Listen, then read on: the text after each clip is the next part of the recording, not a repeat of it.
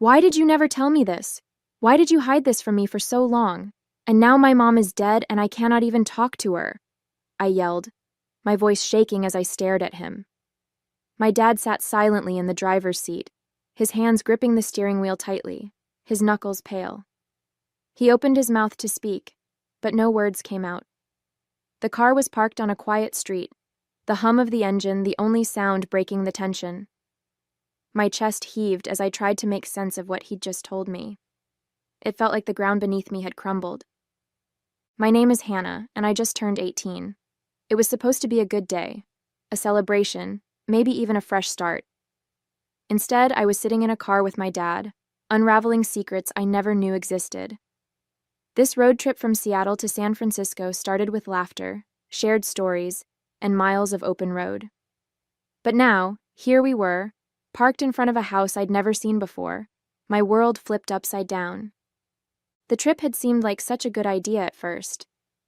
When my dad handed me the map and keys that morning, I thought maybe this was his way of finally reconnecting with me.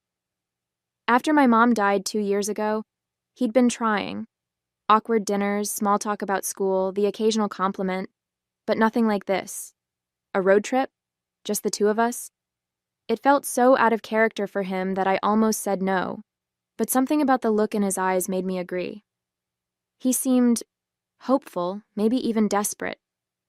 The first few hours on the road were nice. We talked about my favorite songs, places we wanted to stop, even a little about my mom.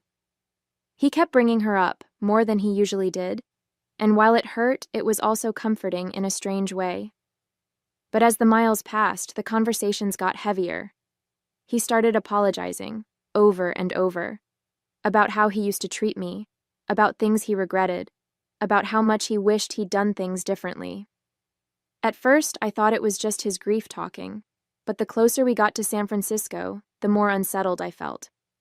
Something was coming. I could feel it. The first night, we stopped at a small roadside motel. It wasn't much, just a bed, a heater that barely worked, and a vending machine humming outside our window. We grabbed dinner at a diner nearby, and I could tell he was trying to keep things light, but there was something in his eyes, a weight he couldn't quite hide. "You okay, Dad?" I asked as we sat across from each other, the fluorescent lights making the place feel colder than it was. He hesitated, his fork halfway to his mouth. "Yeah," he said, but his voice didn't match his words. He cleared his throat and forced a smile. "Just tired, that's all. It's been a long day." I nodded, but deep down I didn't believe him. There was something he wasn't telling me, and it was starting to feel like this trip was more than just a birthday celebration. As we walked back to the motel, I caught him glancing at me a few times, like he wanted to say something but couldn't find the words. I didn't push him.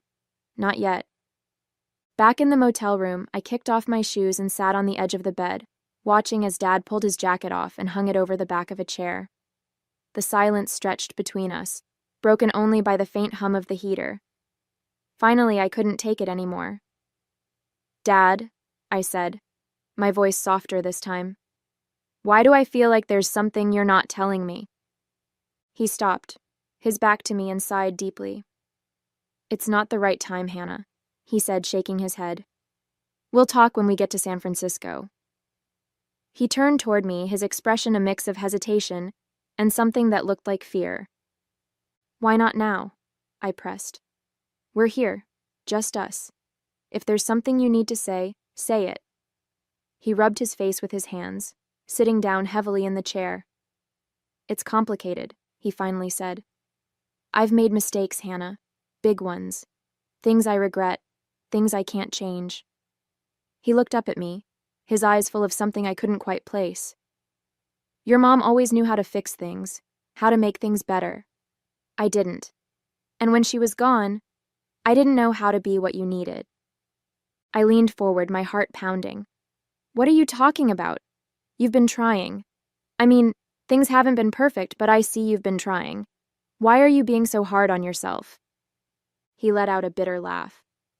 "Trying isn't enough, not after everything. I wish I could go back, do things differently. I was so caught up in my own pain, my own failures, that He trailed off, looking down at his hands. I don't want you to think I didn't love you, Hannah. I did. Your mom and I both did. But there were days I didn't know how to show it. I sat back, stunned by the raw honesty in his voice. Dad, I said quietly, I don't know what to say. He looked at me, a sad smile playing on his lips. You don't have to say anything, kiddo. Just know that everything I've done on this trip, everything I'm going to tell you, is because I want to make things right. That night, as the room grew quiet and my dad's steady breathing signaled he'd fallen asleep, I lay awake staring at the cracked ceiling. My mind wandered back to my childhood, to all the moments that still stung no matter how much time had passed. My dad wasn't always cruel, but he was always distant, like I was a responsibility he couldn't quite figure out how to handle. I thought about the times my dad yelled, over spilled milk, forgotten chores, or grades that weren't perfect enough. The harshness in his voice had been like a slap, leaving me small and uncertain, even when my mom would step in to soothe things. There were the disagreements that spiraled into full-blown arguments, his frustration with me palpable, though I never really understood why. I tried to remember moments of warmth between us, but they were few and far between. My mom had been my anchor through it all, the one who told me I was enough, the one who loved me without conditions. Without her, it was like I was navigating a storm alone. My mom was everything my dad wasn't. She had this way of making every moment feel special, like the world stopped when she looked at me. Her hugs could erase any bad day, and her laughter was the kind that filled the whole room.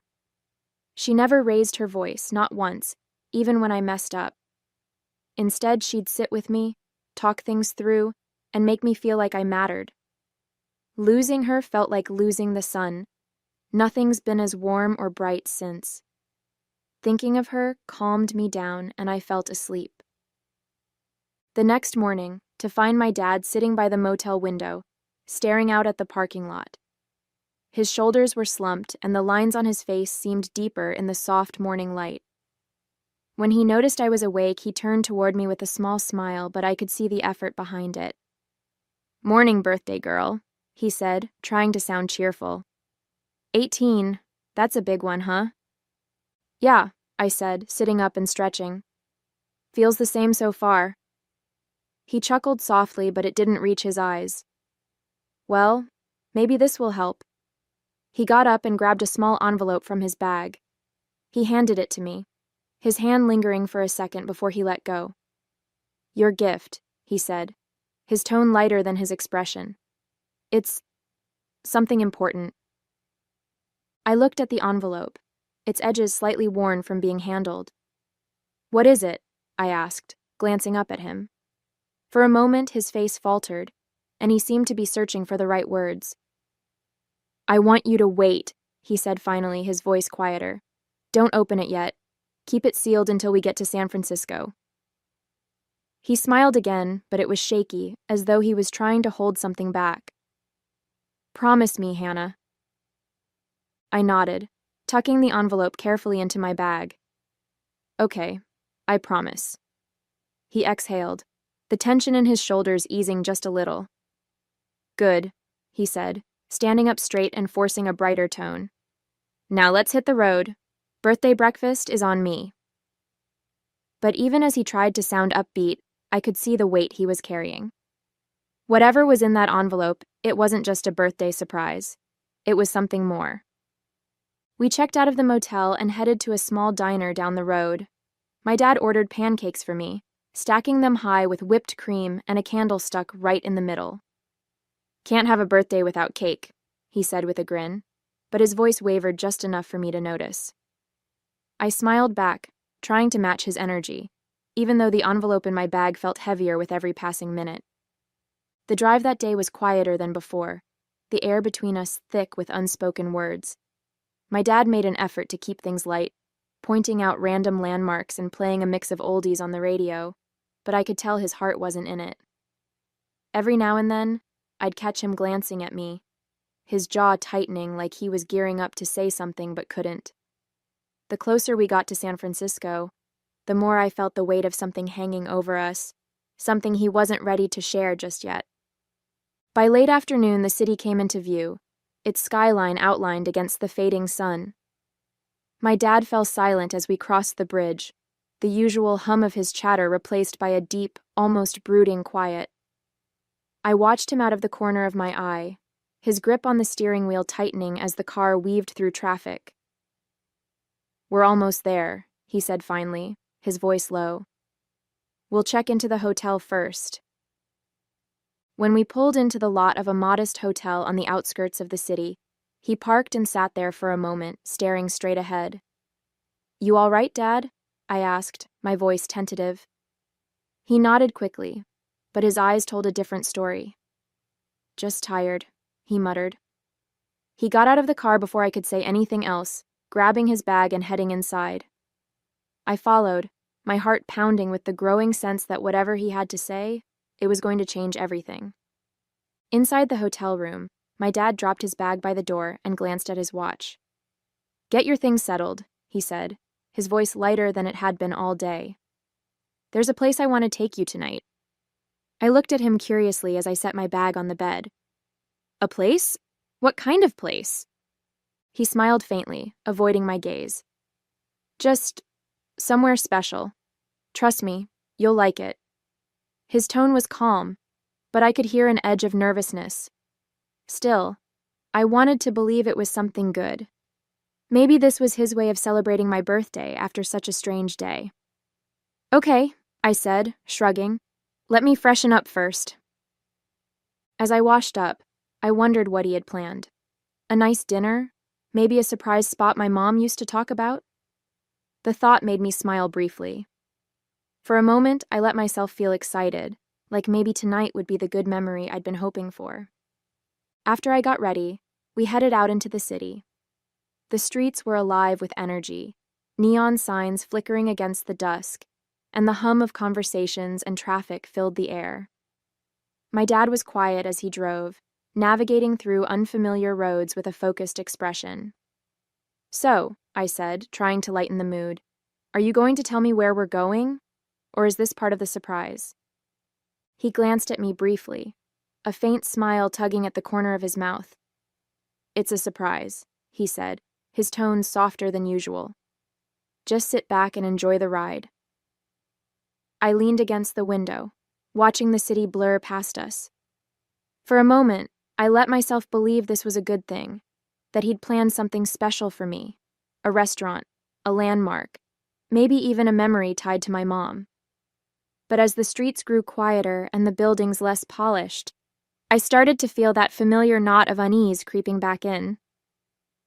We eventually turned onto a narrow, dimly lit street, lined with small, worn-down houses. My dad slowed the car, his eyes scanning the numbers on the faded mailboxes. "Here we are," he said softly, pulling over in front of a modest, weathered home with chipped paint and a sagging porch.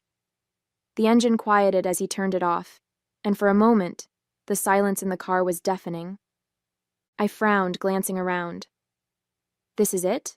I asked, my voice tinged with confusion. "What are we doing here?" I had been expecting a restaurant, a park, something joyful to mark the day, not this.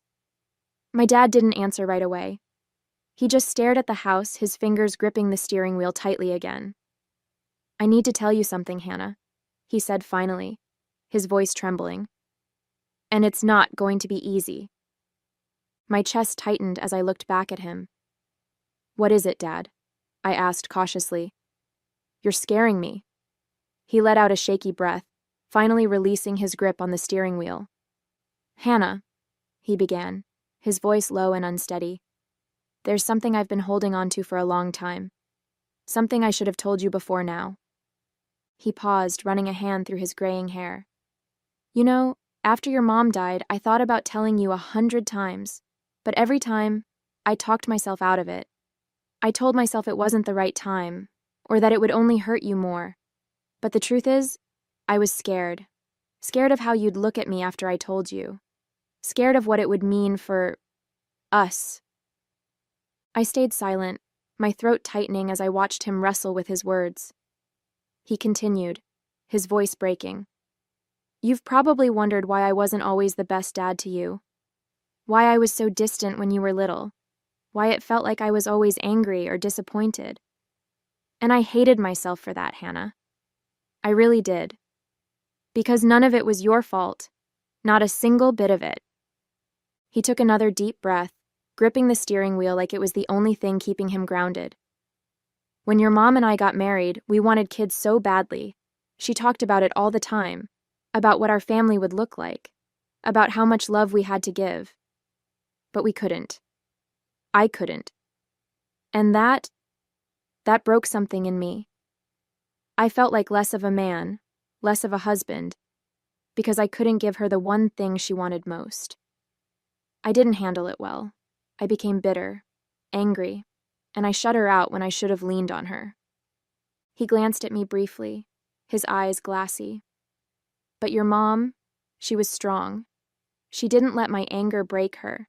She wanted a family, and she convinced me that adoption could be just as meaningful as having our own child. She was right, of course. She always was. But I couldn't see it that way at first. I was too wrapped up in my own shame to embrace what we had. His voice wavered, and he looked down at his hands. When we brought you home, I wanted to be the dad you deserved. I really did. But every time I looked at you, I saw my own failure. I saw everything I couldn't give your mom. And instead of facing that, instead of working through it, I took it out on you. I put distance between us because I thought it would protect you from me. But all it did was hurt you. And I hate myself for that. Tears were streaming down my face now, but I didn't say anything. He wasn't done. When your mom died, everything changed. Losing her was like losing the best part of me, and it made me realize how much I had failed you, how much time I had wasted being the kind of father you didn't deserve. That's why I've been trying, Hannah, trying to make it right, even if I know I never really can. He paused again, his hands trembling. And now you're 18. Your mom and I always agreed that when you turned 18, we would tell you the truth. But after she died, I didn't know how to do it on my own. I didn't know if I could find the words, if I could face the questions you'd have. But you deserve to know. You need to know. He looked at me, his eyes full of regret, and something that looked like relief. Hannah, you're adopted. We adopted you when you were a baby. Your mom and I wanted you to know, but we wanted to wait until you were old enough to understand. And now, here we are. I sat there, frozen, the words echoing in my head. Adopted. It was as if the world had tilted on its axis, and I was left trying to find my balance. I opened my mouth to speak, but no words came out. My dad didn't move, his hands still trembling as they rested on the wheel. Hannah, he said softly, his voice breaking the silence. I know this is a lot. I know it's not fair to drop this on you like this. But I couldn't keep it from you anymore. The car felt suffocating, the air thick with everything he'd just said. I couldn't look at him. I couldn't do anything but stare at the house in front of us.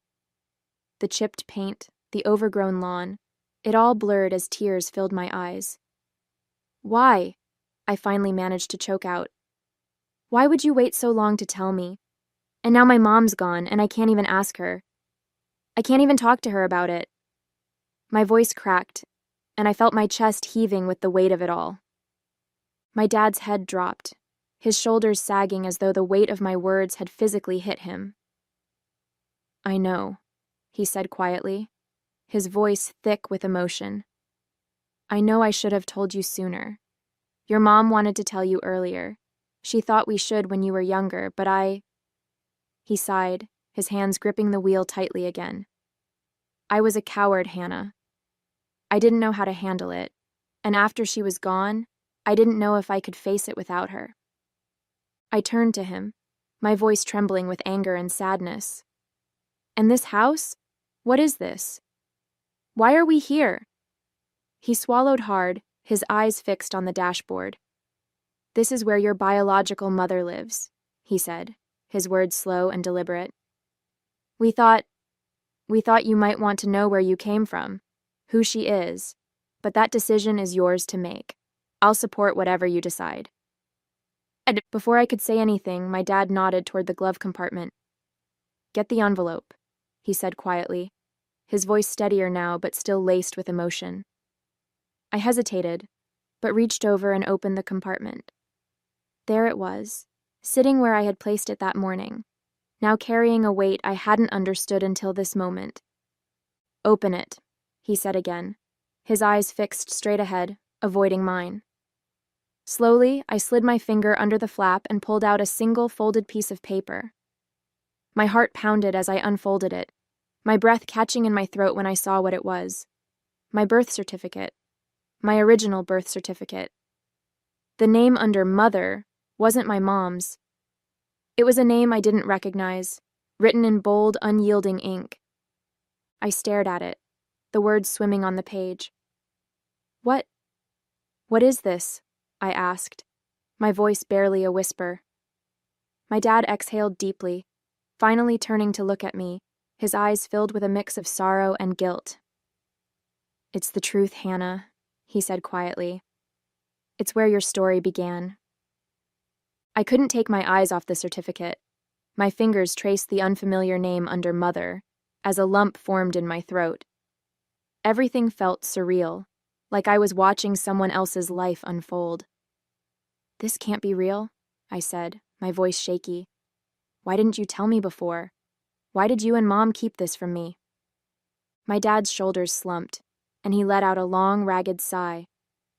We thought we were doing what was best, he said, his voice heavy. Your mom and I wanted to wait until you were old enough to understand. But time kept slipping away, and then she was gone, and I didn't know how to tell you on my own. I thought I'd lose you, Hannah. I was afraid you'd hate me for keeping it from you. As I sat there trying to process the words on the birth certificate, something caught my eye. There was movement inside the house. A shadow passed behind the curtains of the front window, and for a moment, I thought I saw someone glance out. My breath hitched and I instinctively clutched the paper tighter, like it might anchor me in the whirlwind of emotions. Is that? I began, my voice barely above a whisper as I turned to my dad. He nodded slowly, his gaze fixed on the house. That's her, he said quietly. Your biological mother.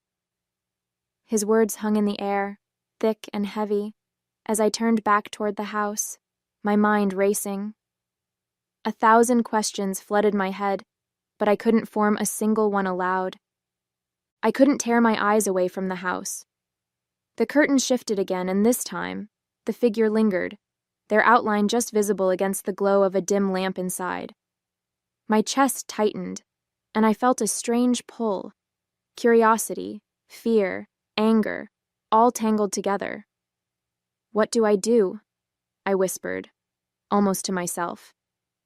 My dad didn't answer right away. He just sat there, his hands resting on the steering wheel, his expression unreadable. It's your choice, Hannah, he said finally, his voice steady but soft.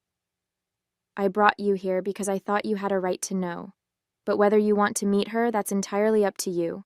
Whatever you decide, I'll be here. And now I'm here, sitting in this car with everything I thought I knew about myself turned upside down. My dad's words keep echoing in my head. It's your choice. But how do I even begin to make this decision? On one hand, meeting her, my biological mother, could give me answers to questions I didn't even know I had. Who is she? Why did she give me up? Does she think about me? A part of me feels like I owe it to myself to find out. But on the other hand, what if it's too much? What if seeing her just complicates things even more? My life hasn't been perfect, but it's been mine. I had a mom who loved me with all her heart, and a dad who's finally trying to be the father I've always needed. What if meeting her disrupts all of that? What if she doesn't want to see me, or worse? What if I see her and it doesn't change anything at all? I don't know what to do. This decision feels too big, too overwhelming, and I can't help but wonder if I'm ready to face whatever comes next. And that's why I'm asking you, what would you do in my situation? Would you walk up to that door and take the leap? Or would you drive away and keep moving forward with the life you already have? Please, share your thoughts in the comments. I need all the help I can get. Hey there, did you like the story? If you did, don't forget to hit the like button and subscribe to the channel. It helps us a lot and makes sure you won't miss out on more great stories we share here. Thank you for watching, and we'll see you in the next one.